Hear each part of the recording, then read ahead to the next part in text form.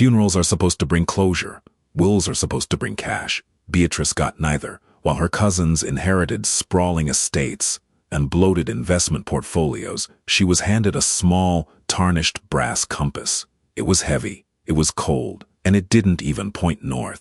The rusted needle was jammed, stuck forever, aiming southeast. It felt like a final, calculated insult from an uncle who spent his life running away. But dead men don't play pranks. They leave breadcrumbs. The lawyer's office smelled like lemon polish and expensive leather. It was the kind of smell designed to make people feel secure about handing over large sums of money. Beatrice sat near the back of the room, her scuffed boots digging into the plush Persian rug. She felt entirely out of place, a frayed thread in a room full of silk. Across from her sat her cousin Gregory. He wore a tailored charcoal suit that cost more than Beatrice's car. Beside him, Aunt Lucille dabbed at dry eyes with a monogrammed handkerchief. They were the respectable wing of the Gallagher family, the wing that owned the logistics empire, the corporate high-rises, the summer homes in the Hamptons.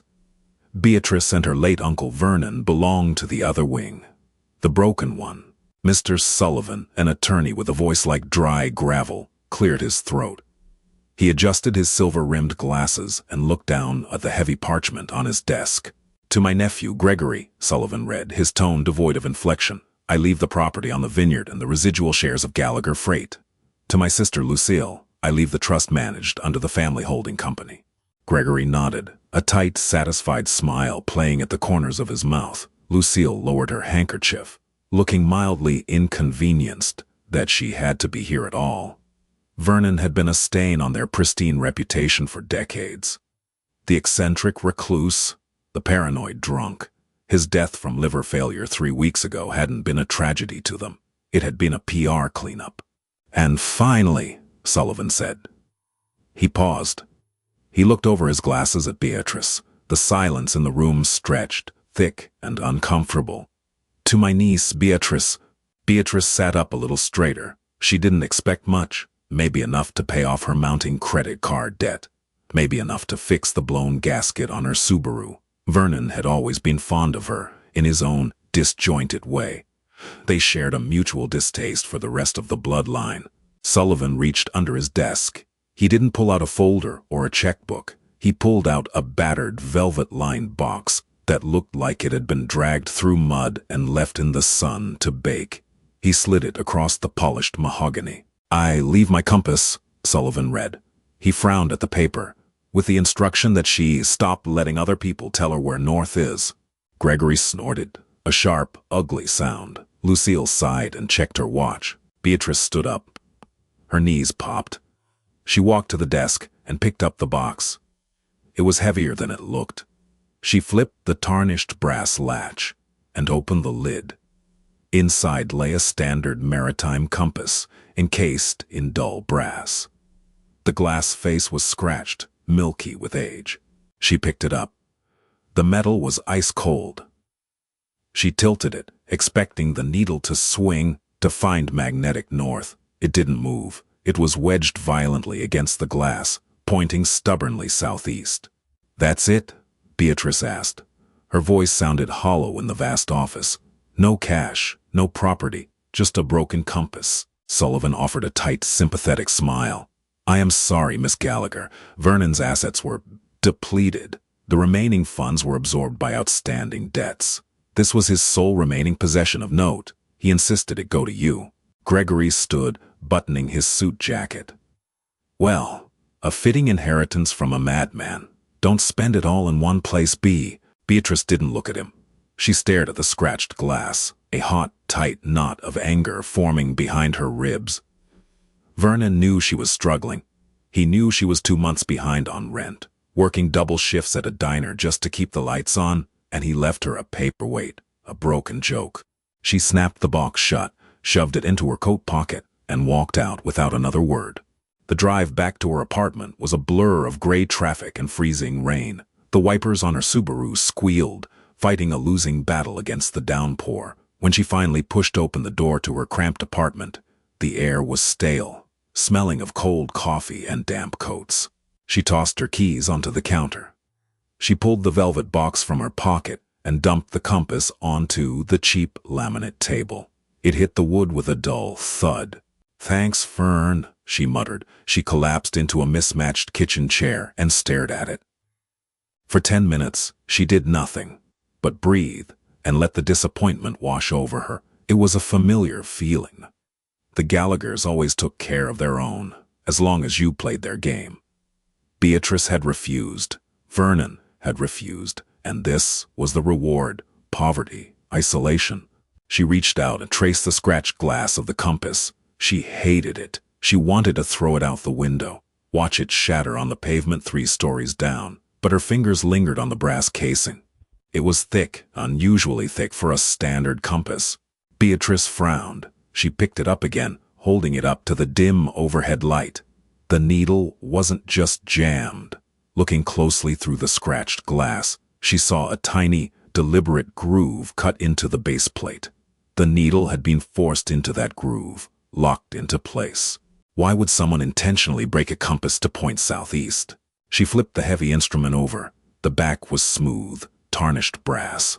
But there, barely visible under decades of grime and thumbprints, were scratches, not random scuffs. Letters, numbers. She jumped up, grabbed a damp dish towel, and scrubbed at the back of the casing.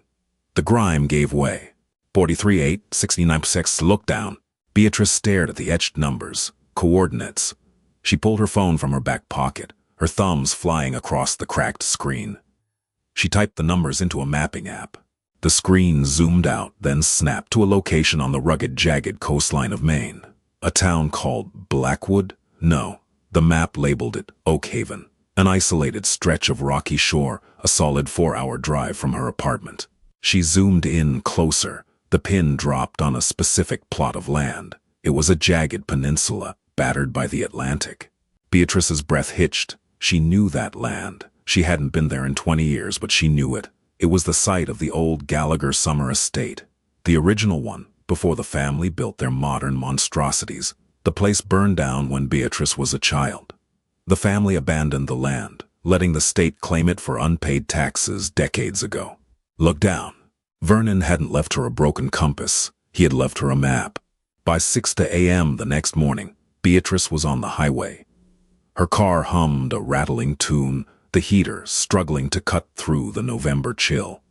Beside her on the passenger seat, the brass compass sat in its velvet box, mocking her. She had barely slept. Every time she closed her eyes, she saw Vernon's face. He had always been the ghost at the family banquets, unshaven, smelling faintly of bourbon and pipe tobacco, muttering about how the family fortune was built on rot. "The foundation is cracked, Bae," he used to tell her when she was a teenager, slipping her $20 bills so she could buy books. "One day, the whole damn house comes down." Gregory and Lucille dismissed him as a paranoid schizophrenic. They said his brain was pickled. But Vernon had never seemed crazy to Beatrice. He just seemed tired, unbearably tired. The highway turned into a 2-lane road, winding through dense, skeletal forests of pine and birch. The sky above was the color of bruised iron. By the time Beatrice saw the rusted green sign welcoming her to Oakhaven, her hands were cramped from gripping the steering wheel. Oakhaven was a town that time and industry had abandoned. The main street was lined with boarded-up storefronts. A single diner with a flickering neon sign reading "Eat" served as the only beacon of life. Beatrice pulled over, gravel crunching under her tires. She needed coffee, black and strong. The bell above the door jingled a flat note as she walked in.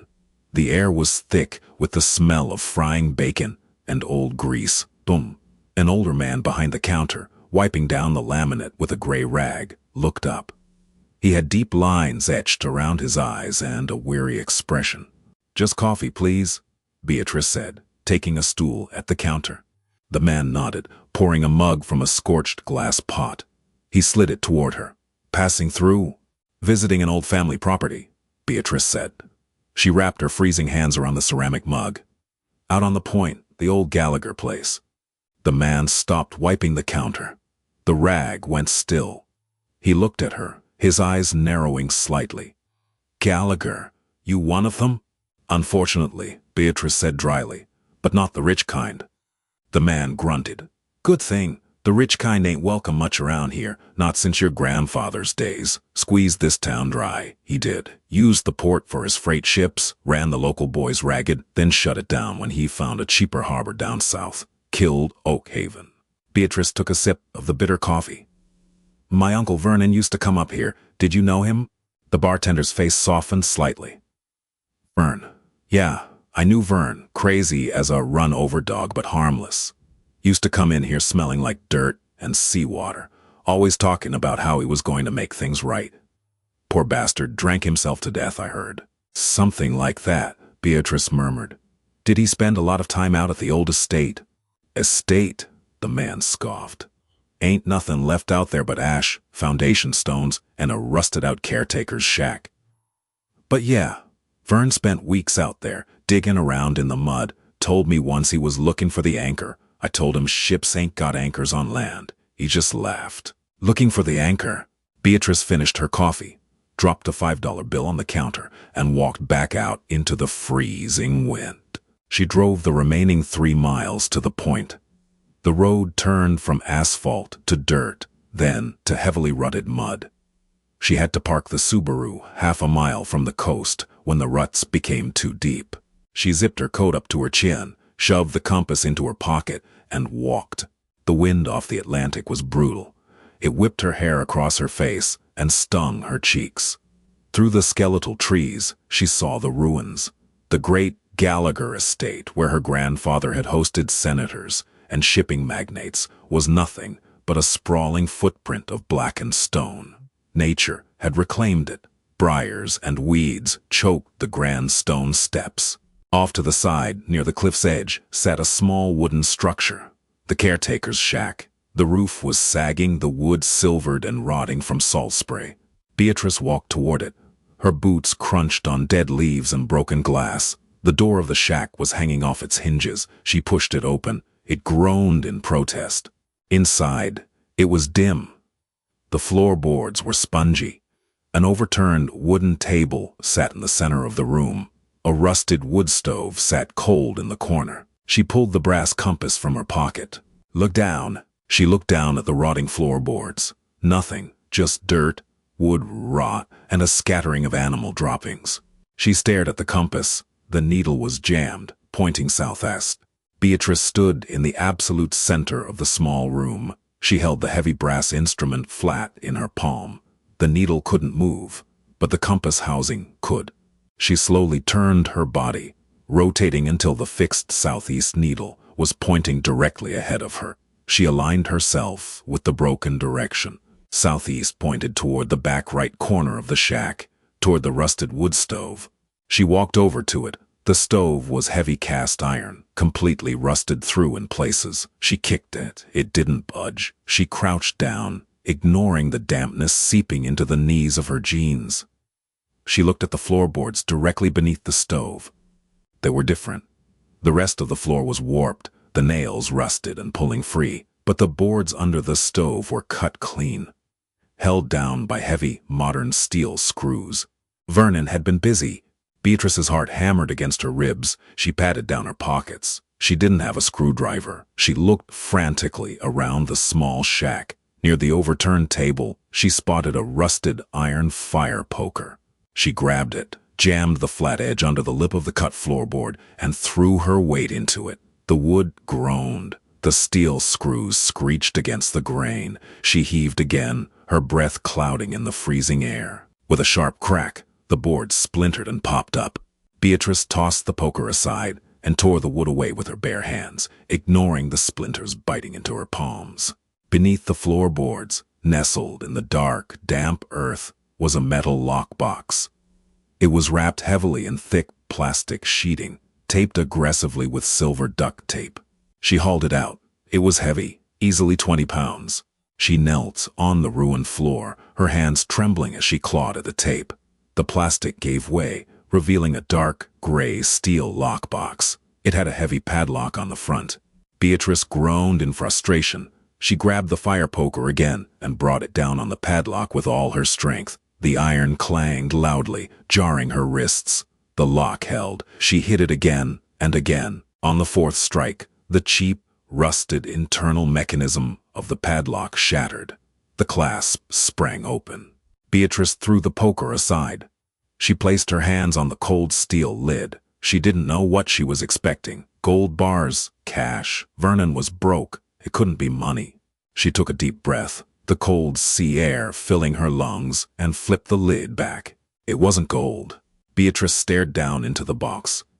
A heavy wave of disappointment washed over her, quickly followed by intense confusion. The box was filled with paper, stacks of it, yellowed, brittle, and smelling faintly of mildew and ancient ink. There were bound leather ledgers, bundles of letters tied with rotting twine, and several black and white photographs protected in plastic sleeves. Resting on top of it all was a single, crisp white envelope with B.A. written on it in Vernon's jagged, messy scrawl. She picked up the envelope. Her hands were shaking, though, whether from the freezing cold or the adrenaline, she couldn't tell. She tore the seal. Inside was a single sheet of paper. Bea, if you're reading this, you actually listen to me for once and stop looking north. North is where the family tells you to look. North is the corporate offices, the trust funds, the sanitized history. Southeast is where the rot is. Gregory and Lucille think the Gallagher empire was built on smart investments and hard work. They are fools. Our grandfather Thomas Gallagher was not a visionary. He was a thief, a smuggler, and a murderer. He built his shipping lanes by moving illegal weapons during the war, and he kept his monopoly by burying anyone who threatened it. Literally. The ledgers in this box are his actual accounts. The letters are his orders. I spent 20 years hunting this down, digging through the ashes of this family. I wanted to burn them to the ground, but I ran out of time. My liver is quitting, and I am a coward. You are not. Do what I couldn't be. Bleed them dry, or burn them down.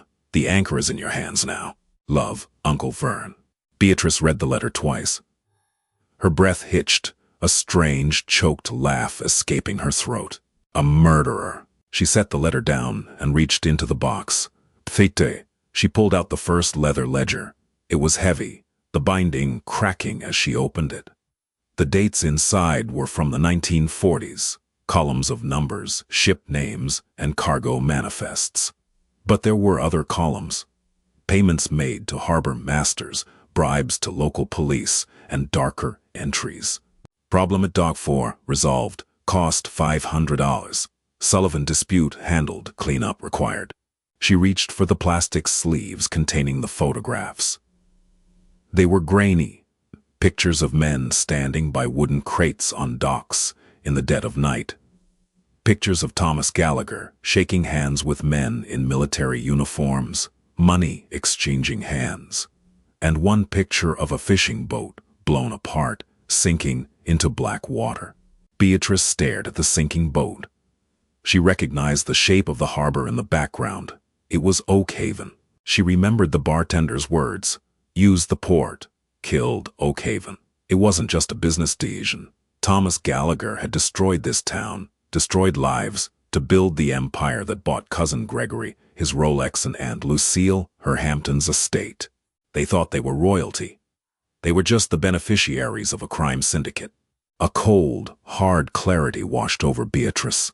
The anger that had been simmering inside her since the lawyer's office didn't boil over. It froze into something solid, something dangerous. She carefully placed the photographs and the ledgers back into the lockbox.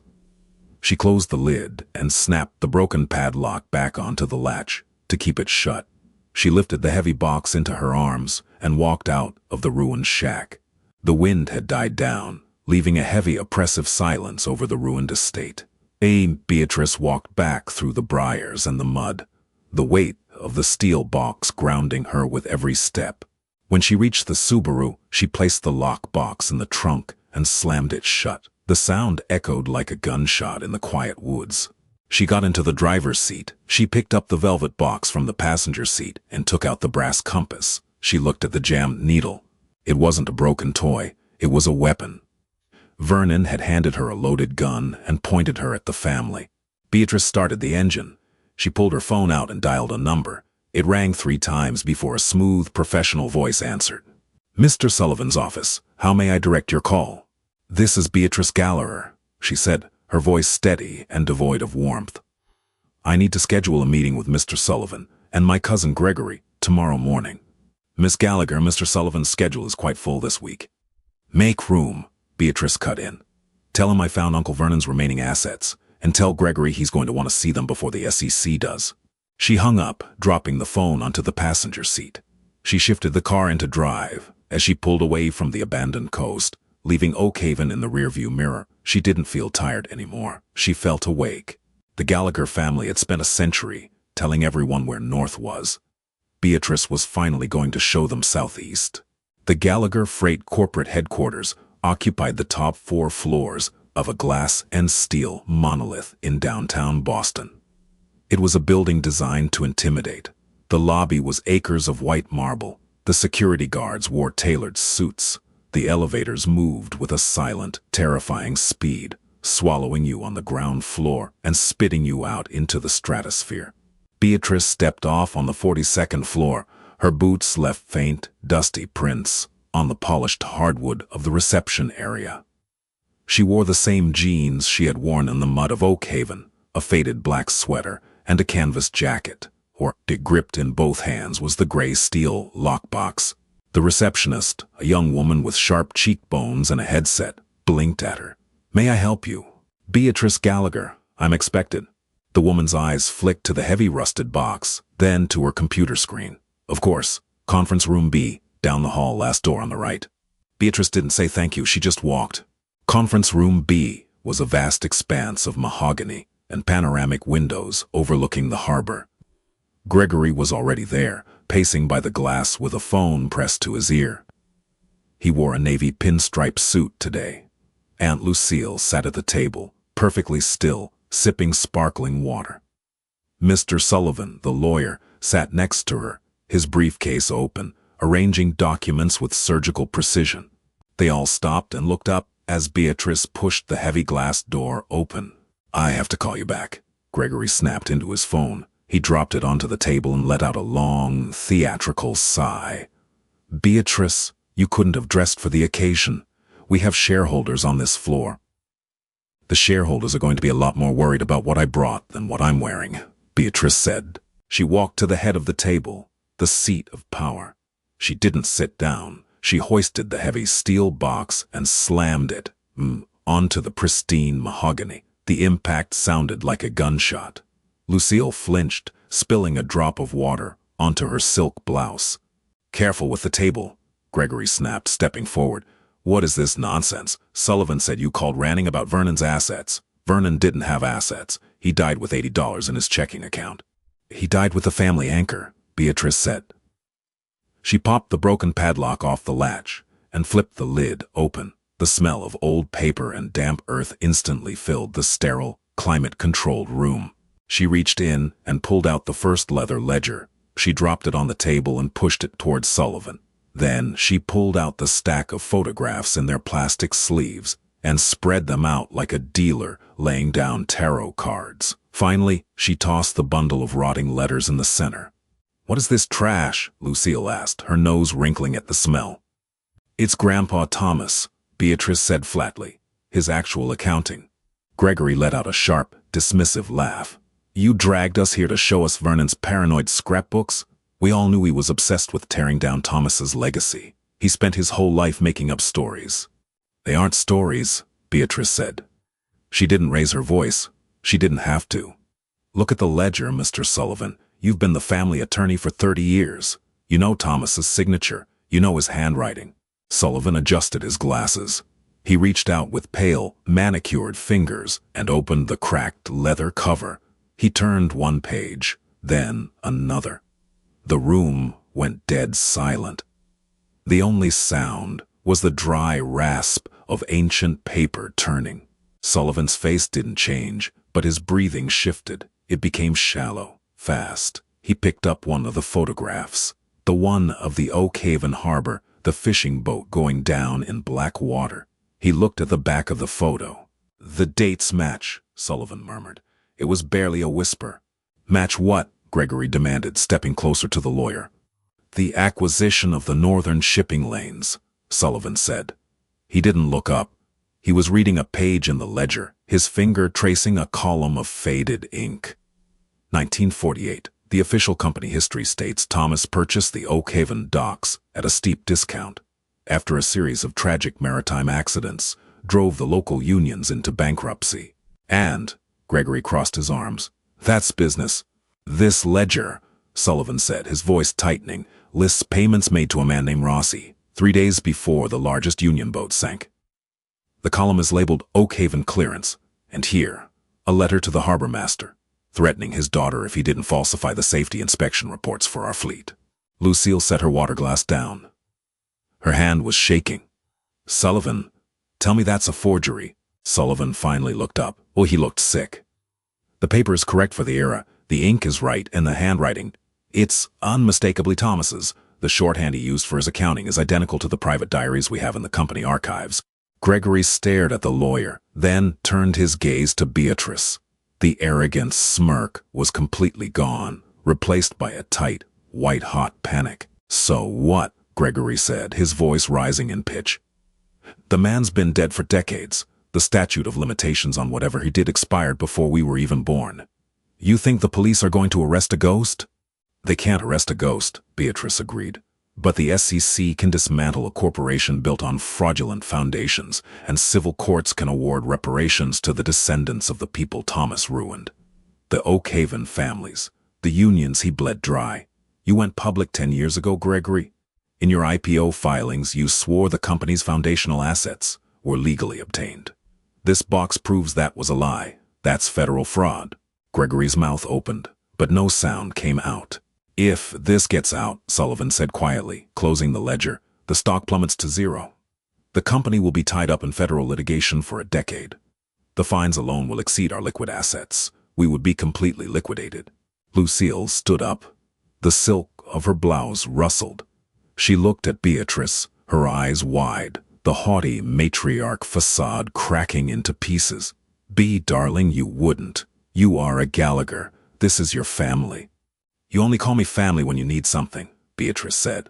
When I was drowning in debt, you ignored my calls. When Vernon was dying, you let him rot in a county hospital. Don't play the blood card now, Lucille. It's expired. Gregory stepped around the table. He moved slowly, cautiously, like he was approaching a wild animal. Okay, B, you made your point. You were cut out. You feel slighted. I get it. We handled the will poorly. He reached into his breast pocket and pulled out a sleek silver pen. We can fix this, Gregory said, his voice dropping into a smooth, practiced cadence. It was the voice he used to close deals.